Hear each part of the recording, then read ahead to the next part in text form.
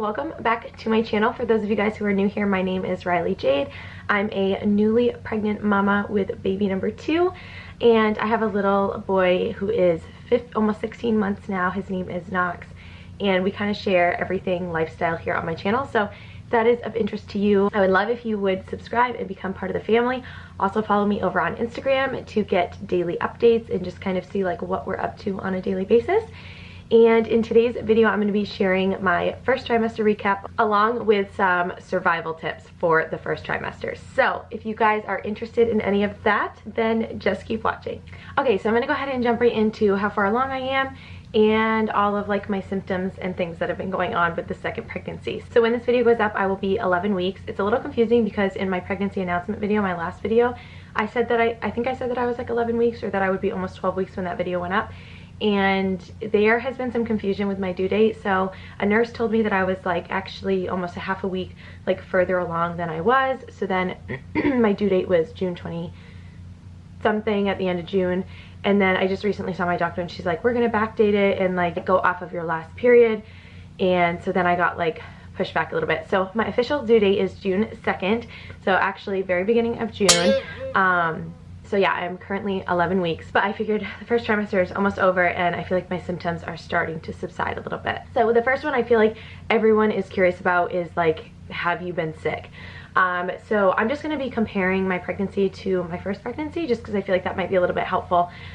With Knox, I was nauseous all day long, like nauseous all day long, but I never threw up. I am not someone to throw up, like knock on wood, like literally ever. I've never thrown up from drinking. I've, knock on wood, never got food poisoning. The only time I've ever thrown up in my life is when I have like the puking bug.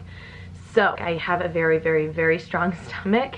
So I just won't throw up. So unfortunately that left me just extremely nauseous through my pregnancy with Knox, which was from like 6 weeks to 16 weeks. And then finally that subsided. So it was still like doable. I felt like I found comfort in knowing that I wasn't going to projectile vomit across the room, and I just knew it was something I had to deal with. So that's just kind of how I got through it. With this pregnancy, I have not been as nauseous as I was with Knox. From like 6 weeks to 9 weeks, like a very short period of time, I was pretty nauseous, like kind of, you know, throughout the day, but not as bad as I was with Knox. And I would have like parts of the day where I was like relieved of the nausea and I just kind of felt okay. And now like the past couple of weeks I haven't been that nauseous. The only thing is I do kind of get nauseous around like 4 o'clock, which is very similar to Knox's pregnancy as well, because that's when my nausea would get like really bad and I was like, ooh, I just really feel like I'm gonna throw up. So yeah, with this pregnancy, when the nausea hits, it hits hard and I'm like, wow, I might throw up, whoa. But that's only happened like a handful of times. It's just at like really random times it seems, but if anything it's kind of more at night. Now from the 6 to 8 weeks that I was super nauseous, again I was more nauseous at night. I feel like you're always hearing about morning sickness, but you don't hear about night nausea as much, and I had more night nausea with both my pregnancies so far. So it would be around 8 o'clock and I'd be laying in bed and I'm like, how can you get me a water, like I need a cracker, like whoa. So it's just kind of weird. Everybody's different, but I have been lucky that I haven't been like vomiting or anything like that.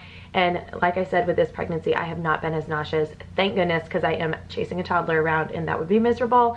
So I have been very thankful for that. Next I want to talk about food cravings and like aversions and things. So with Knox I had a lot of food aversions and I had cravings that stayed very consistent through the entire first trimester. So there was a Thai spring onion soup that we could only get at Shaw's, and we went and cleared the shelf, and then I ate all of those and I was like purely panicked that I would not be able to get my hands on them, and I ordered like a 30-pack off of Amazon. And that is what I ate my entire first trimester. I had at least 1 a day, sometimes I'd have 2 a day, and it's all I wanted. Actually talking about right now, it actually sounds really, really good. I also craved V8 juice and pickles with him, and those stayed consistent the entire first trimester. I would literally take an entire jug of V8 juice, and instead of like bringing a water in the car with me, I'd have my jug of V8 and I just brought it everywhere with me and I would sip on it. It wasn't something that I like drank an entire gallon of it every day. I would just kind of like sip on it, and just that like salty, I don't know, salty drink really got me through the day. So that was another craving. So with this baby I have had a lot of different cravings, and as soon as I eat that one craving, for the most part, it completely goes away. Like, I don't want to eat that ever again. The one craving that has been consistent is soup, which is similar to Knox's pregnancy because I did crave soup. But this one, it's like different types of soup. There has been one specific soup that is made by a local place here. It's like a Mexican meatball soup and then their chicken jerk soup. So good. But specifically their Mexican meatball, oh my gosh, it is like so delicious. I am like drooling right now just thinking about it. That one has been consistent for me. I can eat it any time of the day.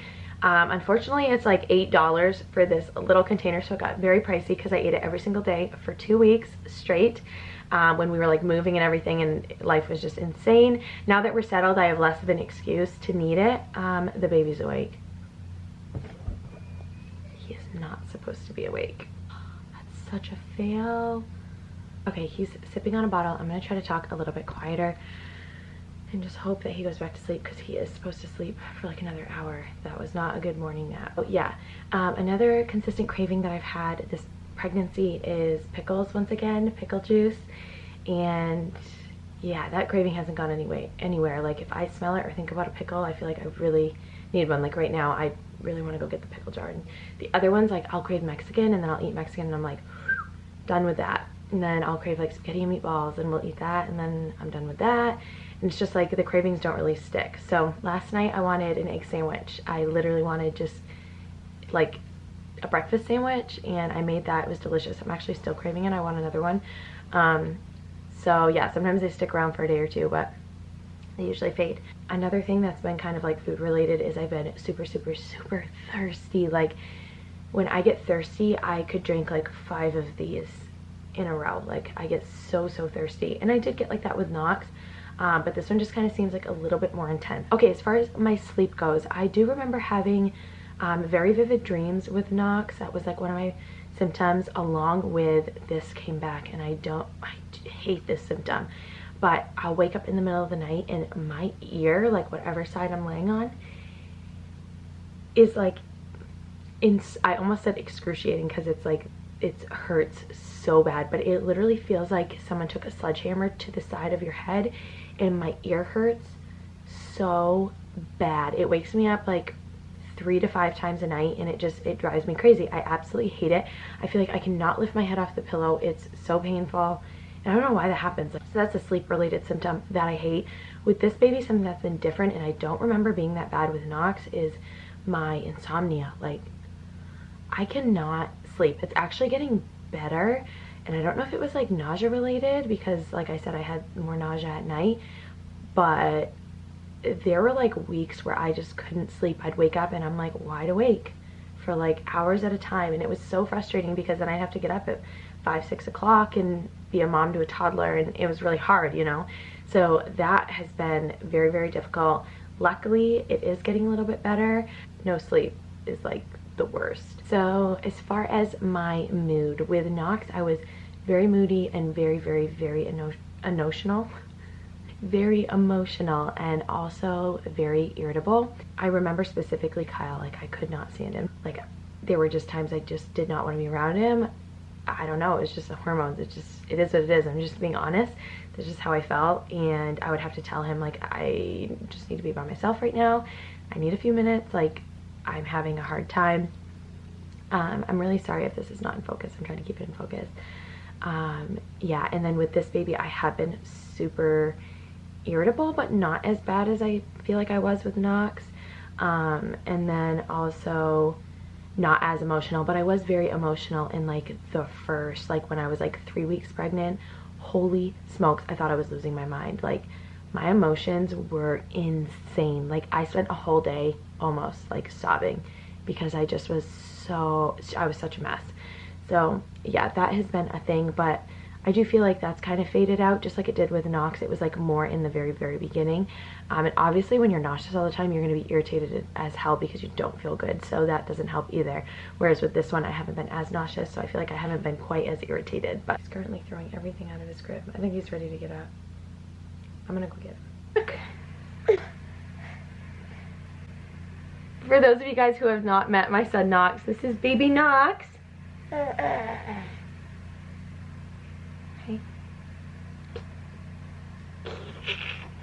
Okay, so I'm just gonna try to keep going and just kind of make this work. So as far, I'm like looking past the camera because I put my notes over there, but as far as other feelings, I have been so exhausted this pregnancy, like so exhausted, and I'm sure that had something to do with me not sleeping well, on top of now having a toddler, on top of just being in your first trimester, which is when you are generally exhausted anyway. So yeah, I have just been like, I feel like tired does not even scratch the surface, exhausted. So along with that, I feel like someone has taken my brain out of my head. Like I have no brain. Mom brain, like pregnancy brain, is such a real thing, and I feel like I have no brain. It's so frustrating because like I forget everything. I can't remember people's names when I'm like talking. I just hoping that comes back at some point. I don't think that it will.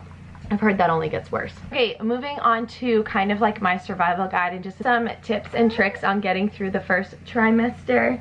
Show them Blue Bear. This is Blue Bear. He has his diaper on. He needs a diaper change. He does. I lay him right here. Change his diaper. Did he poop? He did. My first tip is to have a water on you at all times. Specifically, an ice water is super helpful, especially if you're nauseous. I don't have ice in mine right now, but I literally always have a water. Number one, you need to stay hydrated. It will keep you from getting headaches. I had major migraines with him up until like 16 weeks. I remember being like literally desperate for something multiple times with him, and ice water, if I would just chug that, within like an hour or so, I'd start to feel better. So I think that I was really dehydrated because I didn't know to drink so much water. So this pregnancy, I have made sure to stay hydrated, and I haven't had any headaches. So that could just be a coincidence, but I do believe that it helps. But if you're very nauseous, try putting a crap ton of ice in it, sipping on it. That has really helped me with both pregnancies. Another tip is to nap when you can. So when I was like in those couple 2 to 3 weeks that I was really kind of nauseous and so exhausted, I would nap when he would nap. So around 2 o'clock, 2:30 is his second nap, and I would also take like a 30 to 45 minute nap, and I would feel so much better. My mood was better, my nausea was better, all of that was just lessened because I felt like I was able to get some rest. Let yourself rest, your body needs it. And really most women are only like that tired in their first trimester, and then a lot, you know, more towards the end. But remind yourself that it is temporary, and if you need a nap, take one. Next tip, snack often. Seriously, have some type of snack with you at all times. Do not leave the house without a snack. Don't go anywhere without something in your bag. This will help with your nausea, because if you're already nauseous and then you allow yourself to get hungry, it is not going to be good for you. That is when I start to feel super sick. So even just saltine crackers or like dry cereal, dry toast, like if you work in an office and you can have like a little loaf of bread in the toaster, that is great. Just something to snack on will really help ease your nausea. And if you're someone who is super busy and you can't remember to eat, set a little timer on your phone. It sounds silly, but honestly, if you want to feel better in your first trimester, it really truly helps. Set a timer every 1.5 hours to 2 hours to remind yourself to have a little snack. A handful of crackers will do it, so you don't need much. Sorry about Braxton cleaning himself in the background. Yes, the snack often. I feel like I should sit like this so you don't have to watch him lick his privates. Next tip is to dress comfortably. You're already irritated, you're already tired and annoyed and like going through all of this stuff and you don't feel well. Braxton. Irritated.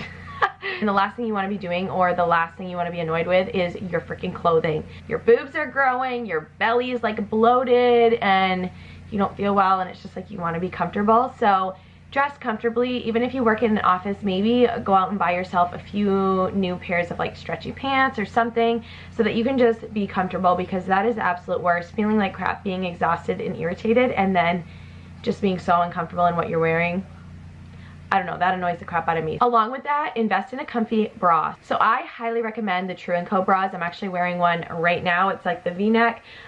It does have the little insert pad, but these are amazing. Second skin, literally feels like you're not wearing a bra at all. Since I bought these bras, I cannot get myself to wear a normal bra. Like, unless the shirt I'm wearing like forces me to wear a regular bra, because these ones are, you know, thicker strapped and everything.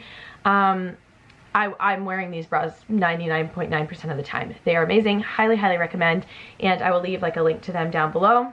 They are a little bit more pricey, so if you want something that's a little more affordable, I would go for maybe like one of the loungy bras at Target or something like that. I will also link some of those down below. But these True & Co bras will last your entire pregnancy, and then they are the best for postpartum and just the whole process. So spending $50 on a bra is going to be worth it when you wear it for like 2 years straight. So the reason I recommend a comfy bra is because in the first trimester your boobs start to grow, or they, you know, get a little more plump, and that has happened for me both pregnancies. And it's just nice to have a bra that's not going to restrict that or cause any like tension or friction or anything like that. Like I said, this just feels like second skin. It's so comfortable, so your boobs can kind of do what they need to do. Also, your nipples are super sensitive, at least mine are, and that is another common symptom. I've noticed, like, if I move or something and something brushes my nipple, it like, ouch, it hurts, when normally it wouldn't. So normal bras, they kind of like are too rough, and this one is just so soft and luxurious. So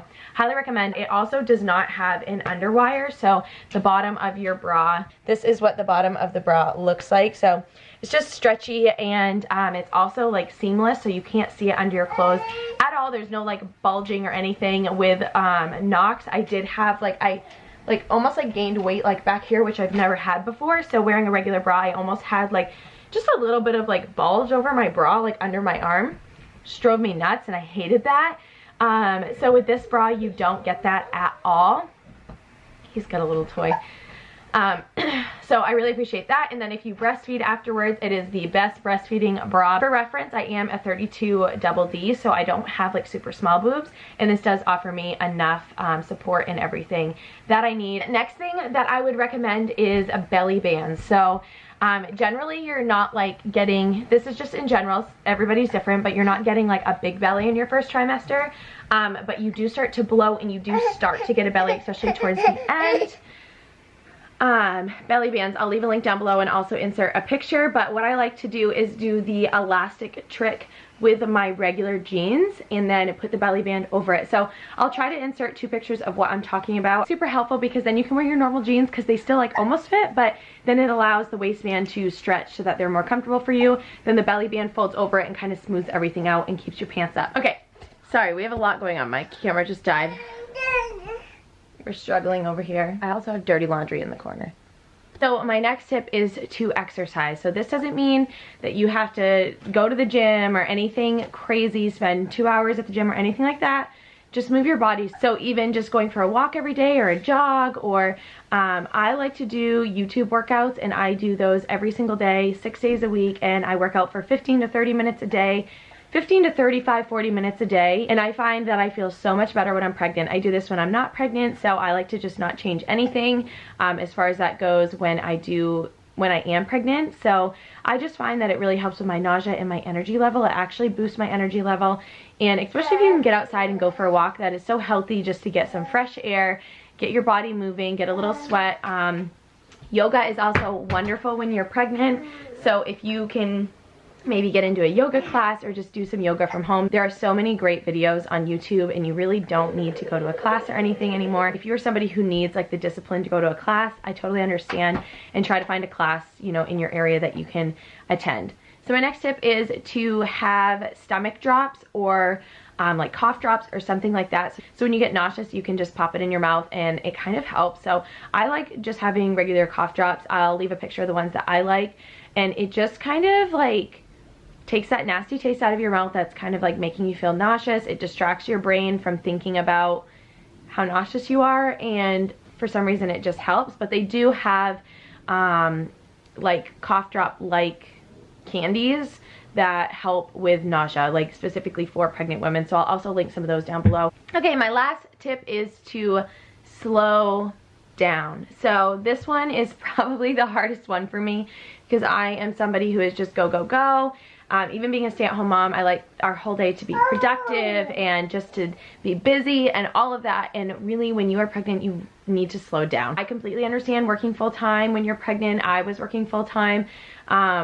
during a very busy season at a bridal store when I got pregnant with Knox. I totally understand that, and that is, you know, super difficult to slow down. But once you tell your coworkers that you are pregnant, you know, find someone who does understand so that they can help out if you're really, really sick or something like that. Just be able to tell someone there that you are not doing so well. If you need to take a break and, you know, have a glass of water and a snack, what is most important is the health of your baby and your health. So nothing else can become more important than that. Guys, that is absolutely it for today's video. I really hope you enjoyed it. If you have any more pregnancy related videos that you would like to see, leave a comment down below and let me know what they are.